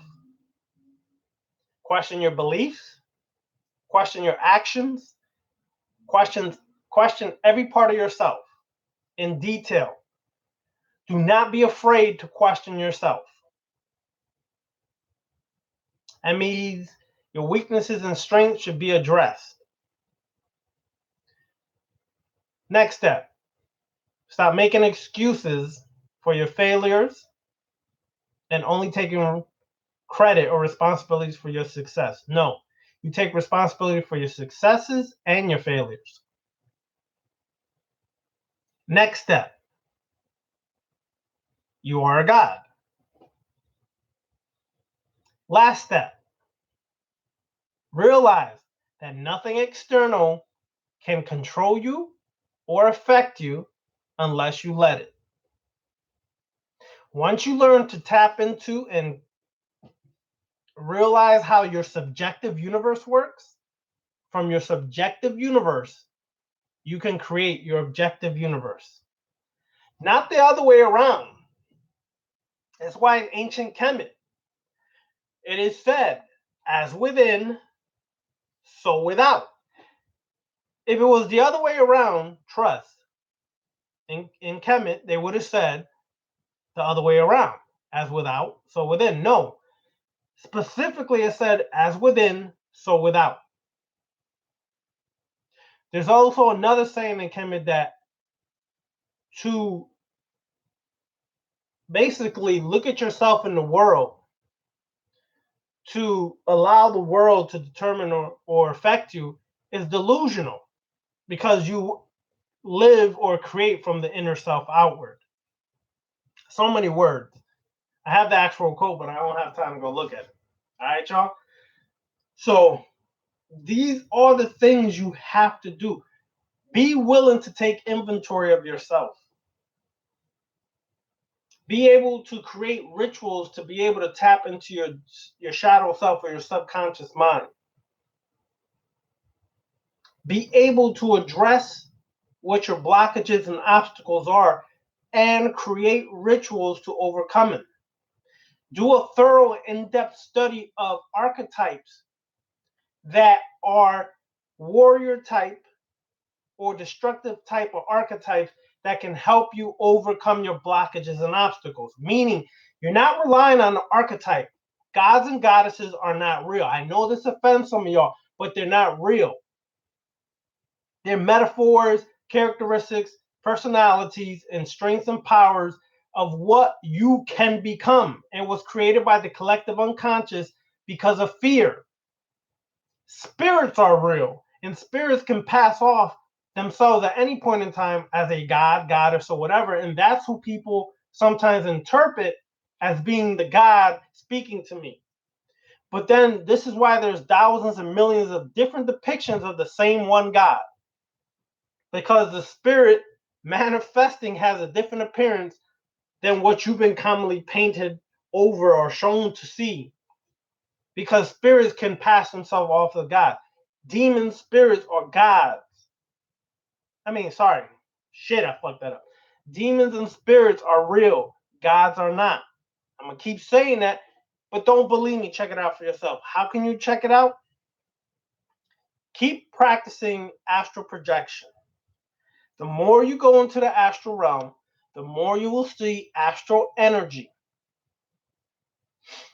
And it's like big balls of energy that can manifest into the god or goddess you want to see, but it has no consciousness. That ball of energy is fed and has been fed for thousands of years by humanity. Fed our prayers, our energies, our fears, our pain, our everything. but it's not doing a goddamn thing for you. Don't believe me. Find out for yourself. Take the journey and find out for yourself. The shit is not real. Spirits are. Your grandma, your granny, your nana, that passed, she was real. She was flesh and blood. And she's now communicating to you from the other side if you just listen. If you listen and open your mind to listen. And stop being distracted by all this bullshit about YouTube this and this person this and that person that. Listen to them. That's real. They existed. They once walked on the planet.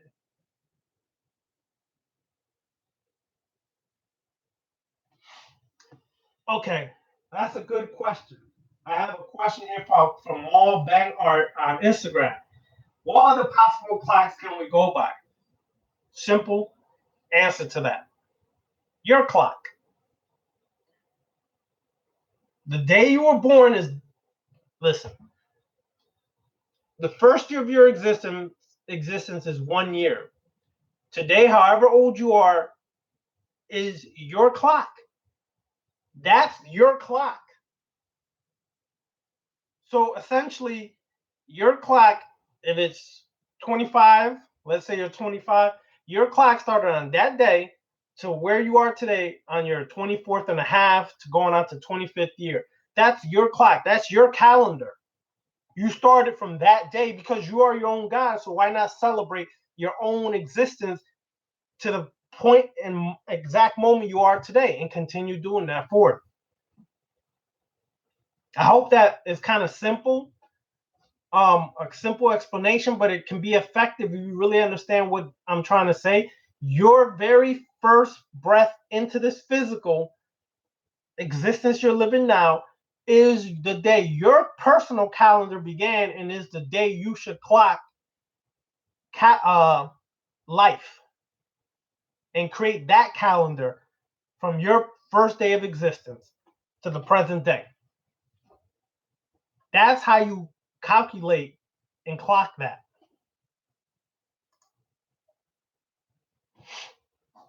From your first day, remember that, y'all.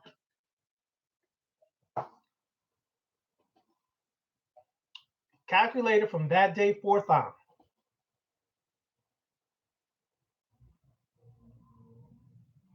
Death illusionist, yes, 100%. The goal is, and I've said this in other videos, and when we used to do the radio show, I used to say this all the time. The goal is to call on yourself. The goal is to be the ritual. What do I mean by that? The goal is not to set up an altar and do ritual work in front of an altar. The goal is when you get to the level, you don't need any of that, and you are the walking ritual. Your mind creates instantaneously on the spot and brings about the desired result. The mind attracts who you want into your life instantaneously. That is you becoming the God. That is the goal. But because of that, we go through steps. I'll give you an archetype of things if that's what you need. If that's what you still need, that's what we'll work and go with, to the point where you can get to depending and relying solely on yourself as the God. Stop looking for all these external things and you know what I'm saying, grabbing Kali's ass and saying, oh, Kali, oh, hail Kali, I love you, Kali, you empower me, Kali. Okay? Stop trying to tickle her titties, y'all. Get your mouth off of her titties. Suck on your own titties, if you know what I mean. Rely on yourself for everything. Do not be afraid to rely on yourself. Conditioning Yes, love me for they are like training wheels. Exactly. The goal is to fucking love yourself, to be the God you love in every aspect. Okay? So that instead of 1,000 years from now, instead of them speaking about Kali, they could talk about Nikki See Me Slide. I know that's not her real name. I'm just using what's on here. Okay? They'll be talking about Nikki See Me Slide as the Kali of the future. 1,000 years from now, that will be the Kali to people who still want to worship. Be the God that they worship now into the future, not the people who worship gods. You feel me? Be that God that people worship, not the ones you go and constantly worship. Be the example. Will they be like, yo, Love Mifro, she or he? Oh no, it is she. Anyways, I think it's shit. I fuck it up. Whatever. Y'all will always correct me, so just bear with that. But she was the living example of what it's like to be a financial wizard. Let's say I'm just using hypothetical things. I'm just saying that's what your goal should be. That you're spoken about thousands of years, thousands from years from now. You're spoken about as if you're the Kali. See, we're always in this mentality that we have to worship something. You know, I see a lot of conscious idiots say, I'm God, I'm God. But then they'll say, oh, Tahuti. Listen, motherfucker. First of all, okay, gods don't pray. Let me say that again slowly. If you're a god, who the fuck are you praying to? Let me say it slower.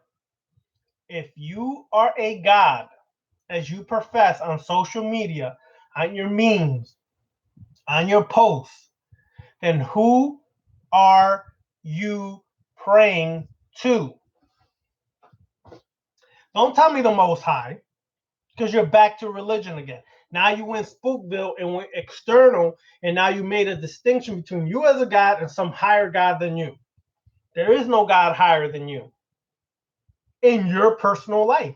There is no God higher than you in your personal life because you are the God that creates or destroys in every part of your life. You are Set, Setech, Setesh, Setech, however goddamn many names we've given them. An example, that's you controlling a pet, chaos, and utilizing chaos for your benefit or to use it for destruction, however it is you need it in your life. You are slaying a pet. You are that God who controls your chaos and uses it as you see fit.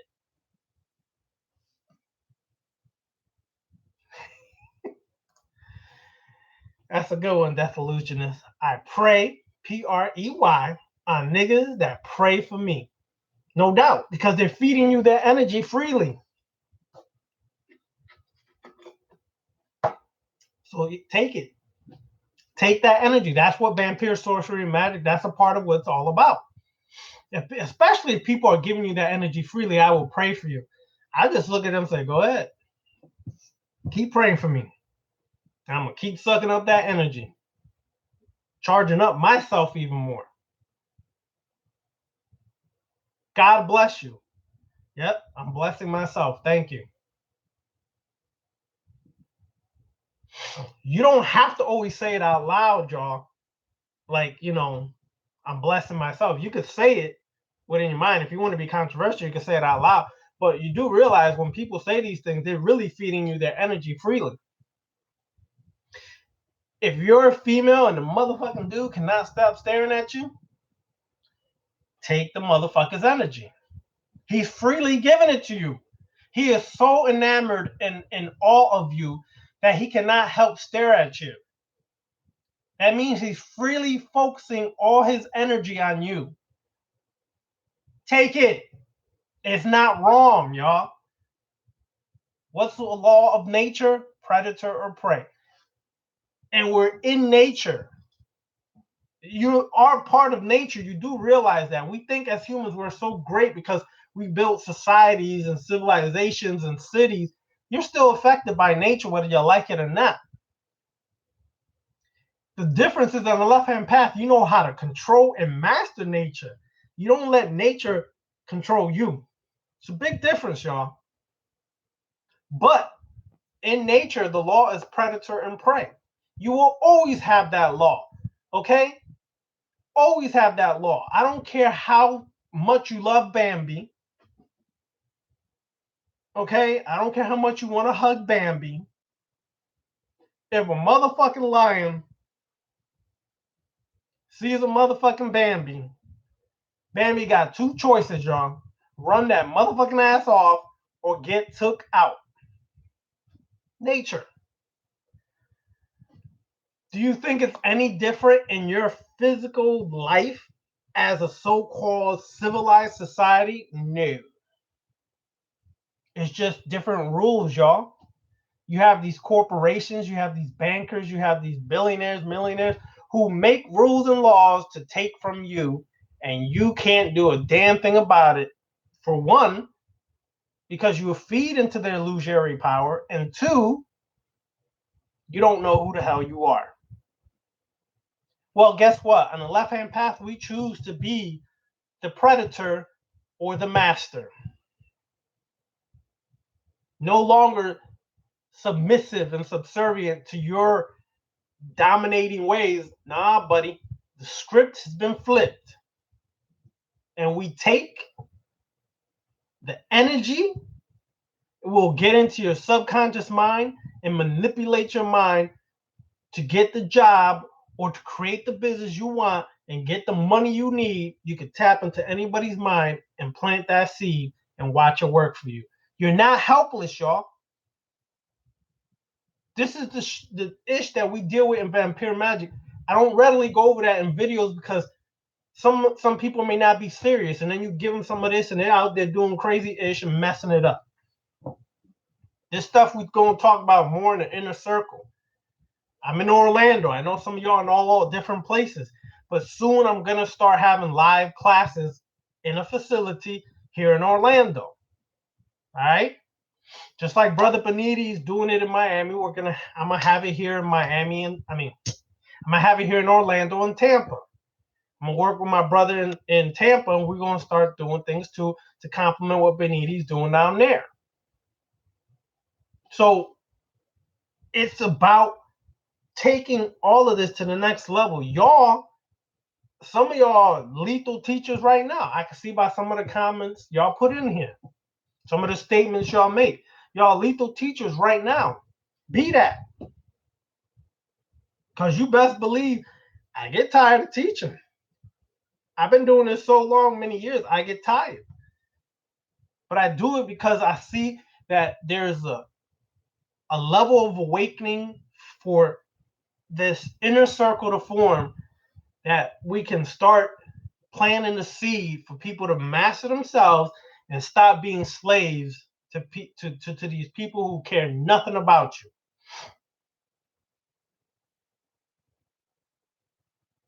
No doubt. Nikki, that is 100%. And I've said this like before in some other classes. It's almost like you gotta build your radar. You gotta really be careful when you're taking energy, because some motherfuckers are straight poisonous energy. Just because it's there don't mean you should take it. You should be able to tap in to see if this heifer is psychotic. Some of these people that you might tap into is straight psychotic. Guess what? That's not the shit you want, y'all. Okay? Some of them have toxic energy. They're so toxic within that if you tap into it, it can make you kind of toxic. You feel me? So, and Nikki, stalk like a cat, huh? That Bast energy is lethal, though. So if she stalks like a cat, she got that Bast energy. that Catwoman energy, which you some of y'all do realize that that's what Catwoman was really about, past in the present day superhero kind of form. And who was the god in Black Panther that they were connected to? Yeah, Bast. Anyways, there's a reason for that. The feline energy is very, very seductive, very sensuous, very crafty. Some of y'all sisters got that shit to the max. There's some brothers that got that shit too, but some of y'all sisters got that shit to the max. So this is basically what today's lecture was about. The steps to become that God and to manifest being that God. Now, okay, you know the steps. What do you do about it? It's all good to know steps. What do you do next? You got to start working your rituals. You got to start coming in. On Instagram, Sultan, I still don't know how to put people in videos. I'm still kind of new to using Instagram Live, but I'm about to wrap this up soon. Trust, hit me up on Instagram and I'll find a way to put you in next time. I'm still new to all this. I'm not a technological wizard like some of y'all are. So I don't know how to tap people in and all this stuff. All right. So I do apologize. I'm not trying to ignore y'all. I'm just still kind of new to this. And then when I get in a row and passionate, I kind of don't see what's being typed or what people are saying. But believe this. You're going to come in next time. Sultan, you're going to work on this next time, which I do it once a week. So on Wednesday, I do it on Thursday at 3 o'clock. So Wednesday next week, remind me so we can connect you. All right. So I'm just let you know that. Hit me up next week, Wednesday, so we can connect and bring you in. Now, listen. This for all the sisters too. Listen. If y'all know technology better than me, I want to find a way to put all of you sisters on a video here with me. We ain't coming to my house because we ain't all fit in here. Okay, back here I'm talking about. So I know there's a way that we could all be on this thing together because I want to have a class where the sisters drop what it's like to be on the left-hand path and being masters or gods over themselves on the left-hand path. All right?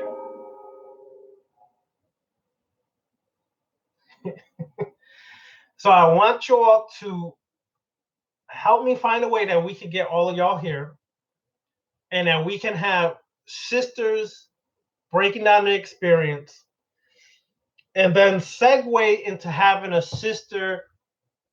Eventually, I'm going to find a sister who's in my area that we can have video classes where we can do it together or whatever. However we work this, we got to start bringing the feminine energy into this to work it. All right? So hit me up on darkoccultist99 at outlook.com. I'm going to type it in. Don't worry. Hit me up because I want to find a way to do this. Not only just on video, y'all. We got to find a way for all of us. Yes, Sultan, that's cool. No problem with that. Tell me anything. I'm listening, Sultan, so hit me up with anything. So, listen. I want to find a way that we could all do, you listen now, all do a live lecture at a lecture hall or somewhere where we can start putting the sisters on more. I don't want to be like these conscious idiots. Trust me, I was there back in the 90s. I was, like I told you before, I was Nuwapian. I was there when Dr. York and all these other cats came out with this, the Black woman is God and Black woman's God, yet they had no goddamn female teachers. So how the hell is the Black woman God if you still ain't putting sisters on? You know why they tell you that, sisters? Why the Black woman is God and these men, conscious idiots, constantly using that? Because they want your panties. They want them to come off and they're trying to give you something.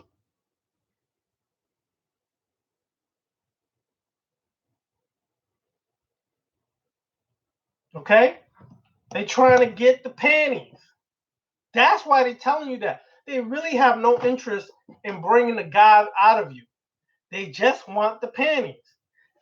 That's the reality. I was there in the 90s when all these Dr. Yorks, Natural Tahooties, and all these cats came out with his Black Woman is God and mitochondrial DNA and all this ish. Trust. It's all about the panties, y'all.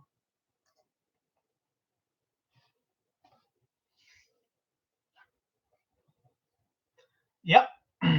Death Illusionist 609. You was so on point.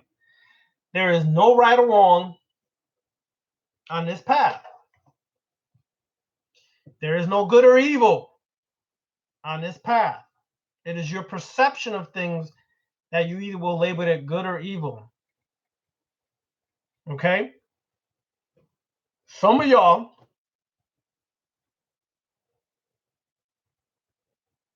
chill. Death Illusionist. Chill, son. Chill. Don't put that last part out there. Anyways, that shit is funny though. They know what I mean by that. Yeah. Okay, anyway. So do this. Let me know so we could get y'all on there. Live lectures, not just on videos.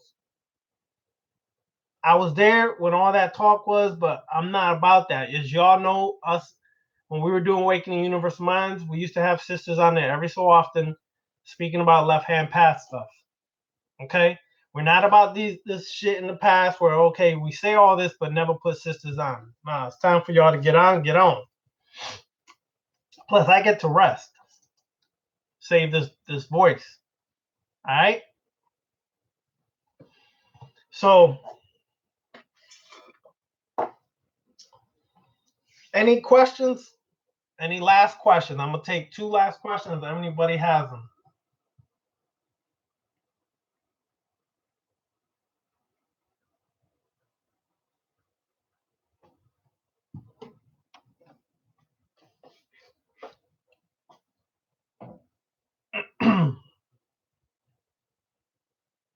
Okay, Britt, you said Zoom video conferencing. Okay, I'll look into that. I know Google Hangouts does that too. True. So I'll look into those two and see about setting some things up like that.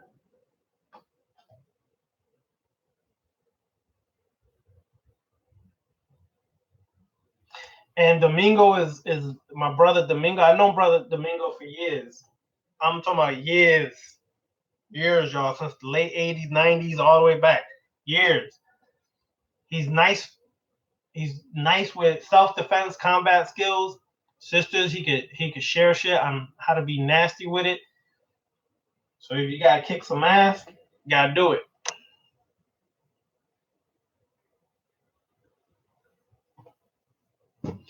I'm gonna of course try to do it at night because I know some of y'all work and different things like that. I have more time now.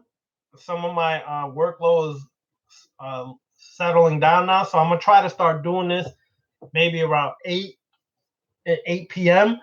But I don't want to conflict with Beniti, so I'm gonna check with him when he does his because I want to conflict when he does his. You understand? So that's why I try to do it at different times. So,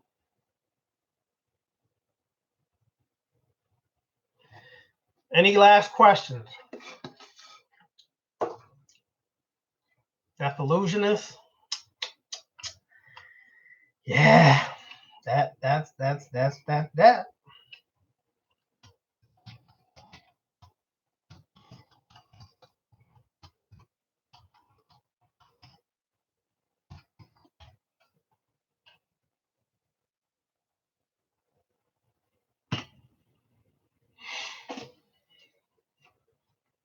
All right. So there's my email address. Guess no one else has questions. I gotta go save this voice now. I feel it start going little by little. So I'll be here next week again. If y'all want us to discuss a certain topic for next week, hit me up. I know. I'll put it this way, Crystal. The ladies group is however y'all want it. Y'all try to let me know how y'all want it, and then y'all take over and do it the way y'all want. I'll help facilitate, set it up, and then the rest, y'all take over and run that shit the way y'all want. But I can tell you this. All of y'all email me because listen, I don't always like, and I'm gonna just be honest, I don't always like sharing all this shit on YouTube. A lot of this stuff is more stuff I like to discuss in a private group or one-on-one Skype classes or things like that. Because trust me, some of this stuff I ain't gonna put out there like that. People already f shit up. I'm not gonna do it. I learned from experience. You put too much stuff out there, people gonna go run with it, try to run and just mess stuff up, and then they're gonna point the finger at me, Beniti, and other people who talk about it. I'm not responsible for your shit. Nope, sorry. So I deal with a lot of the stuff privately. There's some stuff that I like to share more about here, like for example, the woman's power. There's some stuff I know that a lot of people would not share readily like that. But if y'all really knew who y'all were as sisters, all I can say is I feel bad for a lot of these men. That's all I can say. If they ain't masculine divine warriors, I feel bad for them, y'all. So just hit me up on that email.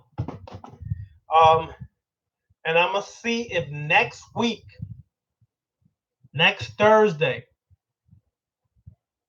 I'm trying to get everybody to email because I'm gonna send a mass email out next week. I'm going to possibly try to move the time of the lecture to 8 p.m. So if more of y'all hit me up, the more I'll send a mass email out on Wednesday night to tell y'all if the time for the class is gonna be like at 8 p.m.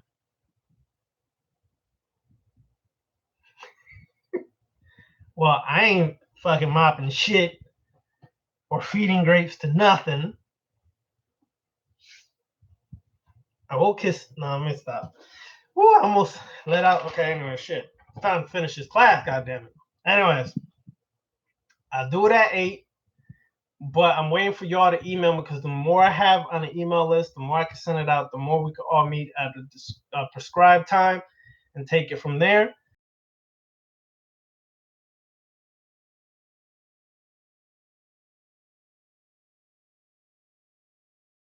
Okay. Peace.